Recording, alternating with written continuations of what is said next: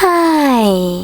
In front of me is Motorola Razr 2022, and today I would like to show you how you can download and then apply animated live wallpaper called Magic Fluids.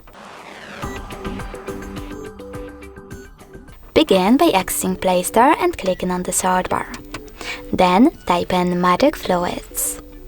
Following that, you need to get this free app from Mad Scientist developer, and when it's ready, open it. Now mute the music by clicking on the bottom left corner, and then select those three lines at the bottom right one.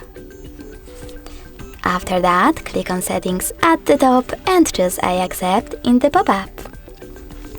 Over here you can adjust all of those wallpaper settings however you wish to and see a preview above. When you finished, click on the top right corner and bottom one again. This time though, you need to just set as live wallpaper, click on Set Wallpaper and tap on Home Screen or Home Screen and Lock Screen. When you're ready, swipe up from the bottom of your screen, click on Home button, and as you can see, my wallpaper was successfully applied.